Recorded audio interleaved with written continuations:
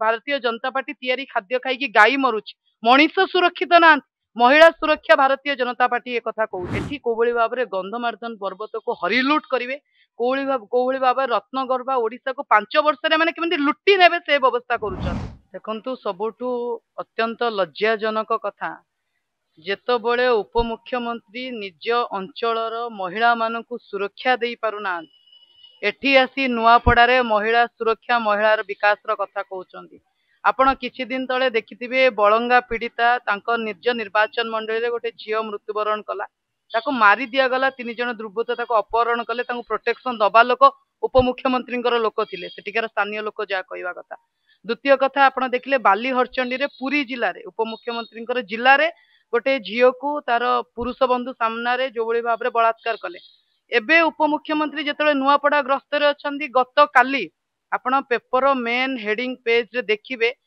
पुरी रो गोटे झियो को ता घरे पसिकी एकुटिया थिला बेले तार लोक माने ताको आखपाख लोक माने मिसिकी ताको गण बलात्कार करिसंदी। ताले की महिला सुरक्षा कथा नुआपड़ा रे आसिकी से 400 किलोमीटर दूर रे देबे उपमुख्यमंत्री को विकास रो कथा कहउचंदी आज्ञा निजे एठिकार खाद्य भारतीय जनता पार्टी तैयारी खाद्य खाई गाई मरुची मनीष सुरक्षित ना महिला सुरक्षा भारतीय जनता पार्टी एक कथा कहूँ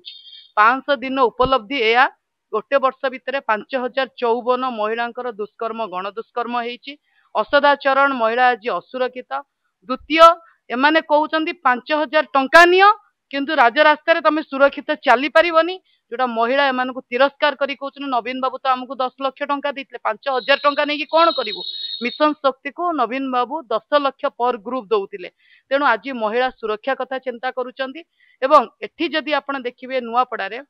सबुठु बड़ कथा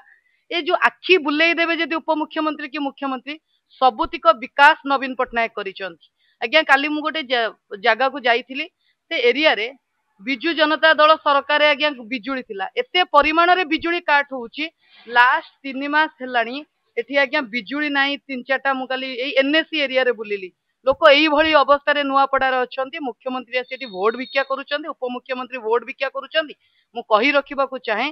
जो रत्नगर्भा ओडिशा को नवीन बाबू सुरक्षित भाव में फरुआ भितर रखिथिले बिजु एक्सप्रेस वे कले साधारण जनता को उत्सर्गीकृत करी एमाने ट्रेन लाइन पकाउचंदी जो कथा युव जनता दल सभापति कहिले एठी कोभली भाव में गंधमार्दन पर्वत को हरिलुट करेंगे कोभली भाव रत्नगर्भा ओडिशा को 5 वर्ष माने केमिति लुटी नेबे से व्यवस्था करूचंदी। एवं एठी जहा को कैंडिडेट करिसंदी आपण माने जानिचंदी लोक तांको आज्ञा अंतररू भल पाउनांदी कारण तांको बापा बिजु जनता दल रे थिले एवं से बिजु जनता दल सहित बिना स्वाभिमान को सालिस करके रहिथिले कारण तांको पुओ स्वार्थ पाई पैसा पाई स्वाभिमान सहित सालिस कला तेणु लड़ई मु प्रथम रू कही स्वाभिमान वर्सेस बेईमान लड़ई एठी नुआपड़ा रे होउची एवं विजय बिजु जनता दल। देखंतु आपण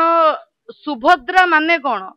प्रभु जगन्नाथ प्रभु बलभद्र भितर सुभद्रा भौणीटी सबुबले सुरक्षित एठी तो